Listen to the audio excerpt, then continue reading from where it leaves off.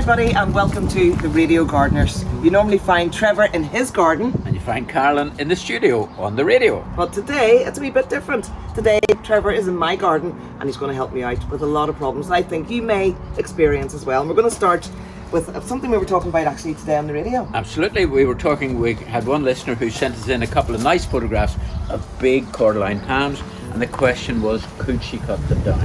And my answer on radio was yes, it can. And here below we have a perfect example of what happens. So we've got two real big ones here and a number of rest around the garden.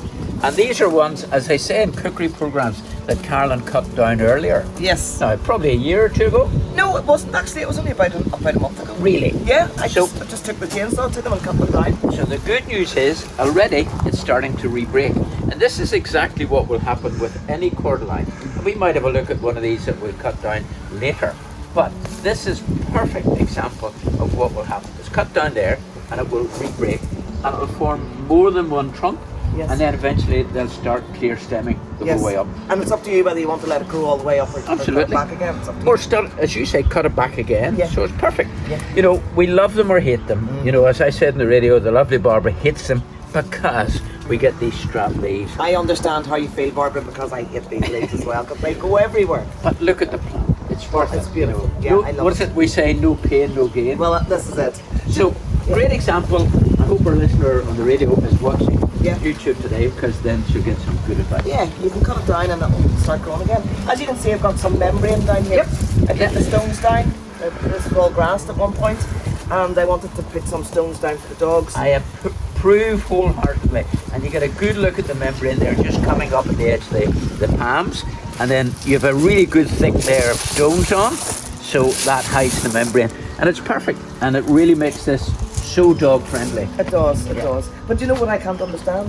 Why there's so much growing up through the membrane. I was hoping that the membrane would stop anything growing up, but look, we've got all sorts of things growing up here. As you could see at the edge of the cordyline, there was an edge to the membrane. Yes. So the plant is actually just seeing an opportunity. It's find a way. And this one, I'm going to take a leaf off just so the viewers can see. Look at the colours in this. Really, really lovely.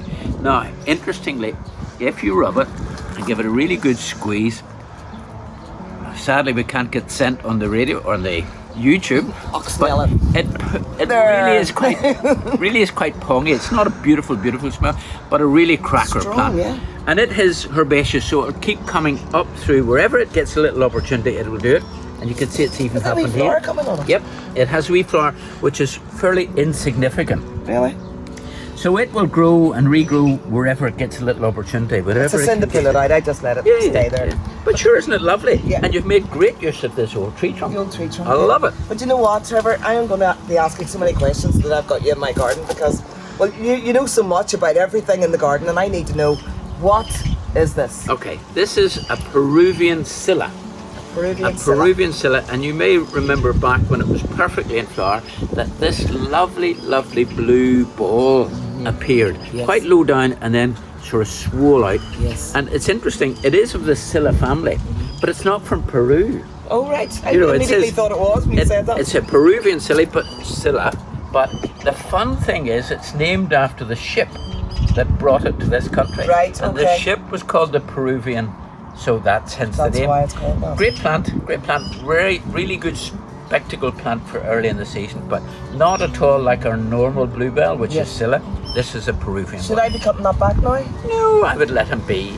He will die down on his own right. What I would do is drop in maybe a geranium or pelargonium or something to make up for the latter part of the season. Can I divide these? You could, undoubtedly, yes. Yeah, I would do it once it's died down, then just lift it and divide it. Brilliant. Now, speaking about getting another plant out of a beautiful plant, what about the peony plant? This is my peony rose, which is absolutely gorgeous. About a month ago, it was stunning, showstopper. But look, the wind came, the rain came, blew it all apart. Well, I want to know about these though. Do we cut these off or do we keep them? He's simply just going past his flower. You know, he's looking very, very healthy. Look at the foliage, it's magnificent. So in its own right, it's doing a job because it's giving you a lovely understory to the rose, which is coming out in flower now. But your question is, what can I do? Yes, you can. You can grab seed from this. I would let it wither to almost completely browny, deady looking, then the seed will be ripe. Take the seed and just sow them in a seed tray. But at some point or other, just for appearances, you will want to hedge your bets and take it. So really what I'm doing there is I'm going to cut it where there's a little leaf axial. And the reason for doing it there is then the leaf itself will hide the cut. Very good. So everywhere you want to cut back, make sure that there's another leaf. Yes. And it hides the cut. Very good. Now, I would encourage you to keep these in the greenhouse, wait until maybe a month or so from now, and the seed will ripen. And it's worth trying a seed sowing. Brilliant. All right. Well, Lovely plant. I'm going to take those off you here, and I'm going to start doing that. Until next time. Next time you see this, it'll be perfect.